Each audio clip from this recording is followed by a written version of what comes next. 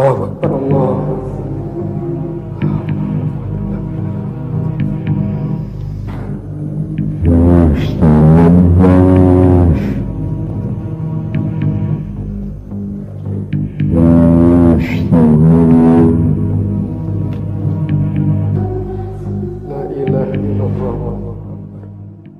Halo warga-wargi Jagat Sukmo, balik lagi di channel kita dalam segmen Ngobrol Bareng Abri, Adit dan Brisena. Asik. Sesuai dengan nama segmen kita, Ya. kita akan ngobrol-ngobrol horor nih. Nah, kali ini yang akan gue bahas adalah sebuah bangunan yang ikonik banget di ibu kotanya Jawa Tengah, Di Semarang. di Semarang. Tahu nggak? Lawang Sewu. Betul. Penasaran ya lo? Penasaran gua? Oke, kalau kalian penasaran jangan Stop videonya. Anda terima resikonya.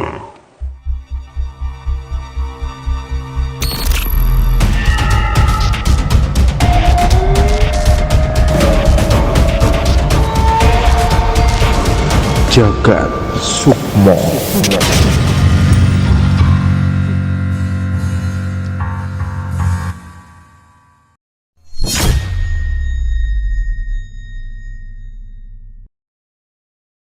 Oke, tadi kan gue bilangnya gue mau bahas tentang Lawang Sewu nih. Sebenarnya udah banyak sekali info-info atau cerita-cerita yang pasti kalian sendiri udah tahu nih. Yeah. Dan lu sendiri juga pasti udah tahu Yeah. nih tentang Lawang Sewu. Selain terkenal angkernya, sebenarnya Lawang Sewu itu sendiri adalah ikon pariwisata juga di Yeah, kan, bagi betul. kota Semarang. Entah orang yang datang penasaran sama keangkerannya atau memang pengen belajar tentang sejarah perkeretaapian. Oke. Untuk berkunjung ke sana. Nah, yuk kita bahas lagi ya lebih Ya, dalam tentang Lawang langsung Sewu. aja. Nah, arti kata Lawang Sewu sendiri pasti kalian juga udah tahu itu artinya 1000 pintu. pintu atau pintu 1000. Kenapa dinamakan itu? Karena memang dari segi bangunannya Lawang Sewu itu memiliki banyak sekali pintu dan banyak sekali jendela. Iya. Walaupun pada kenyataannya nggak sampai 1000 sih jumlah pintu dan jendelanya di sana. Oke. Nah, selain itu, pada zaman kolonialisme atau zaman Belanda nih, gedung ini namanya bukan Lawang Sewu, tapi ini ada namanya nih, nama dalam berbahasa Belanda nih. Nih kalau gue salah sebut ya maklum aja ya guys ya. Head namanya adalah Head Administratiegebouw van de Nederlands Indisch Spoorweg Maatschappij. Nih nanti kalian baca aja nih tulisannya di sini nih ya. Oke, ini apa sih? Ini adalah gedung perkantoran untuk mengurus perkereta apian milik perusahaan Belanda. Nama perusahaannya susah lagi nih. Nederlands Indische Spoorweg Maatschappij atau disingkat NIS.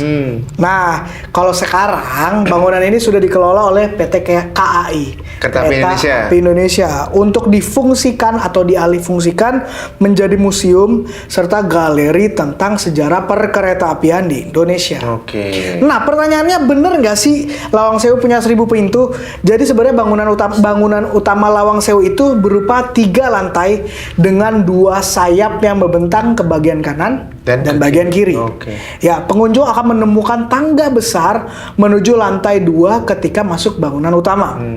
Di antara tangga tersebut ada kaca besar yang menunjukkan gambar 2 wanita Belanda yang terbuat dari gelas. Iya, warna-warni kalau nggak salah. Betul, ya pecahan-pecahan gitu ya, mozaik gitu bukan? Mozaik. Ya, penamaan bekas gedung kantor pusat NISM tadi yang nama Belanda tadi itu guys yang susah itu menjadi Lawang Sewu bermula dari penyebutan masyarakat karena tadi gue sebut banyaknya pintu dan jendela yang ada di bangunan tersebut. Gedung tersebut adapun jumlah pintu sebenarnya adalah sebanyak 492 buah. Berarti nggak sampai 1000 ya? Nggak sampai 1000 ya.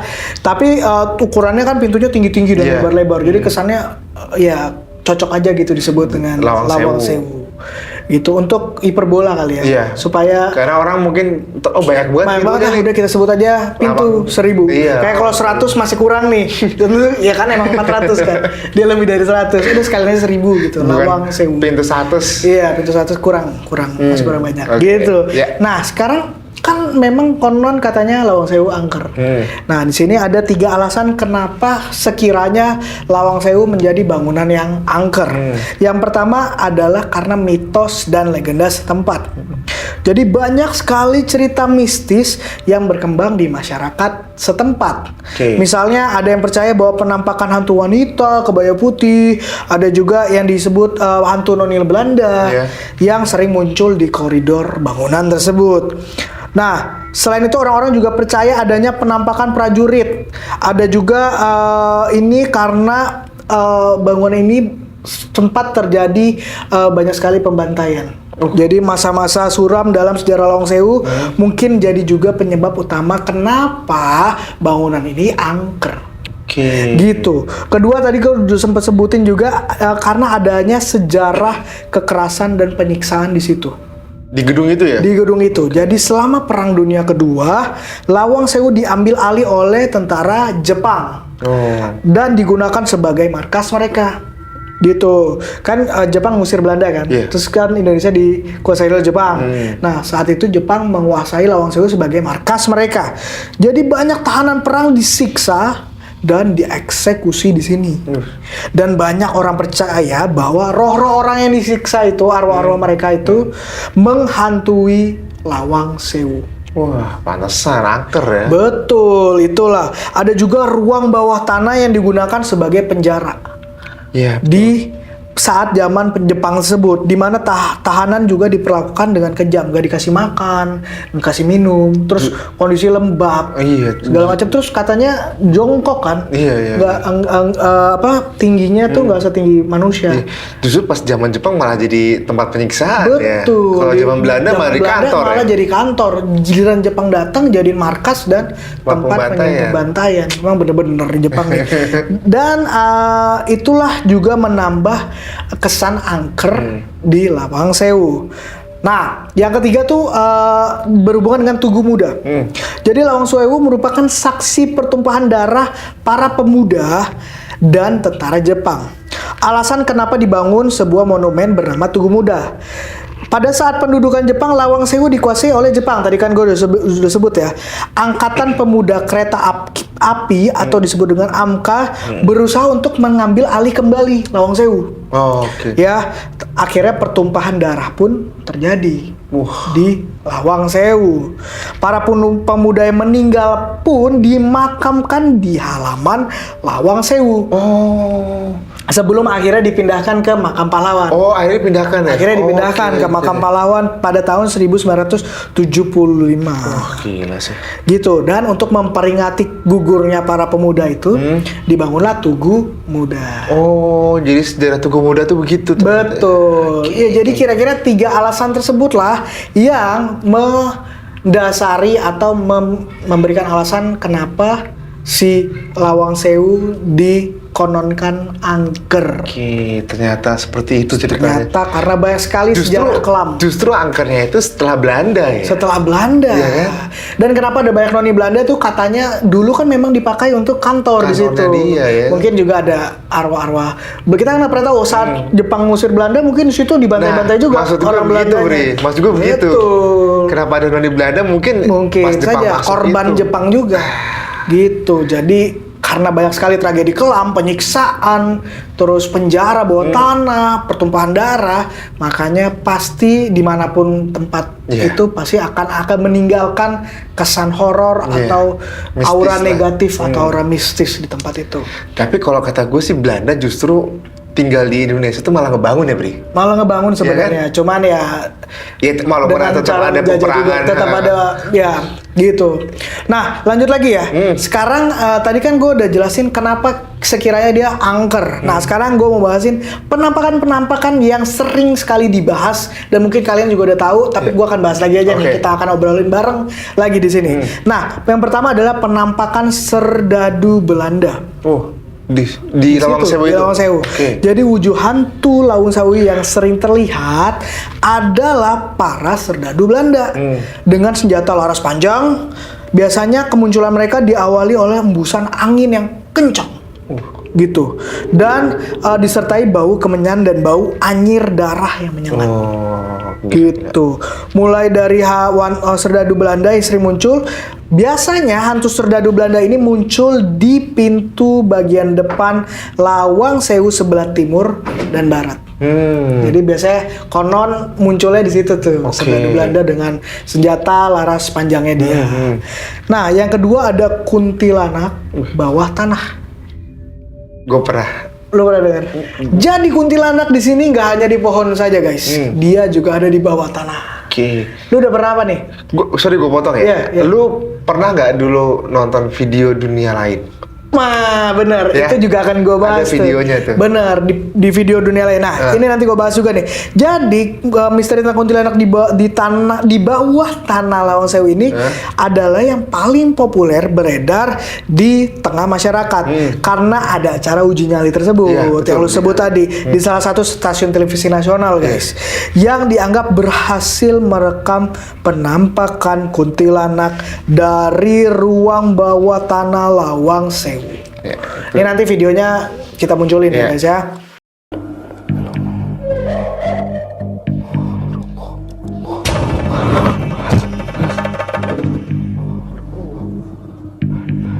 Masya Allah. Mas, tolong mas. Mas. Allah Akbar, Allah.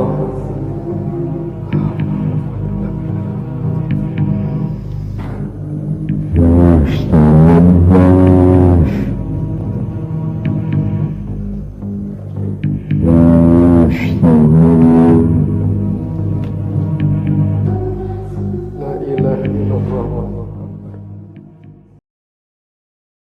Viral banget itu. Betul, bahkan di salah satu acara uji nyali yang tayang di TV itu pernah menjadikan Lawang Sewu sebagai tempat uji nyalinya dan kuntilanak itu sempat terekam di video. Jelas banget itu. Bukan cuma penampakan, di Lawang Sewu kadang suka ada semilir kecium aroma amis darah dari ruang bawah tanah tersebut. Yang dulunya dijadikan sebagai penjara berdiri, malah berdiri ya. Berdiri ya. Penjara berdiri. Zaman Jepang itu ya. Iya, dijadikan sebagai penjara berdiri. Biasanya aroma ini muncul semakin tajam kalau malam hari, tengah malam tuh. Gila sih. Yang terakhir nih, tadi kan udah ada kuntilanak, udah ada serdadu Belanda, sering juga ada suara teriakan. Nah, suara teriakan itu ada muncul tuh dari sumur tua yang ada di halaman depan Lawang Sewu. Oh. Ya, situ kadang-kadang terdengar suara teriakan. Tapi kadang juga terdengar suara seperti orang disiksa, merintih gitu ya. Dan kesakitan dari dalam sumur tersebut.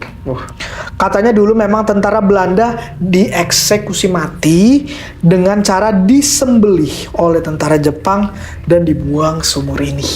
Gila. Ganas Jepang. Jepang itu emang luar biasa ganasnya. Malah lebih ganas dari Belanda sebenarnya. Bener. Kejam. Betul. Itu cuma 3,5 tahun ya dia. Kalau ya untung dia kalah sama Amerika. Betul. Iya kan? Dibom kan? Iya. Nagasaki itu. Ya, Hiroshima. Jadi untung cuma 3,5 tahun ya Jepang ada di sini. Parah. Betul. Jadi kira-kira itulah hal-hal yang menyebabkan kenapa Lawang Sewu ini horor dan kenapa para arwah-arwah ini jadi penasaran. Iya. Salah satunya andil dari Jepang saat mereka menjajah Indonesia. kita. Tapi lu pernah ke Lawang Sewu? Gue pernah ke Lawang Sewu. Pernah ya? Pernah. Cuman gue siang-siang waktu itu. Iya, gue juga siang sih. Nggak malam. Penasaran juga sih, pengen at least jam 7 malam gitu ya ke sana. Tapi katanya, gue nggak tahu kalau sekarang. Kalau sekarang katanya udah lebih rame ya. Udah ada guide-nya. Iya bener. Ya kan? Waktu itu ada yang Lu ada guide ya? Ada yang nawarin guide untuk masuk ke dungeon-nya, ke bawah tanahnya. Harus pakai guide katanya. Oh, kalau dulu gue belum ada guide gue. Oh belum, lu jadi masuk sendiri lu? Masuk sama sekeluarga. Ya Kayak masuk. apa sih di bawah? Nggak sampai bawah. Oh, nggak boleh kan? Waktu itu nggak boleh. Karena nggak ada guide-nya. Iya, kalau pakai guide boleh. Oh. Katanya. Kalau pengen tahu di bawah kayak apa. Itu kira-kira tentang Yes. Lawang Sewu. Penasaran ya kalian, langsung aja kunjungi itu. Kalau mampir Kota Semarang, selain kuliner, jangan lupa juga kunjungi Lawang Sewu. Ada di Simpang 5 kok. Simpang Betul. 5 Semarang. Habis ke Lawang Sewu, nyebrang makan di Simpang 5. Oh, Makanannya apa yang enak? nasi goreng babat. Gitu. Aduh, Jadi ngomongin lapar nih. makanan. Ya udah, segitu aja ya Oke. info gue tentang Lawang Thank you, Sewu. bro. Kalau kalian suka video jangan lupa klik tombol like, subscribe channel ini dan share video ini ke banyak orang supaya kita berdua makin semangat terus bikin Siap. video. Kalau kalian punya cerita-cerita, Punya cerita-cerita seru dan ingin berbagi cerita di kita, betul. silakan. DM aja kita atau email kita di sini nih. Ya. Oke? Sampai ketemu di video kita selanjutnya dan bye-bye. Bye.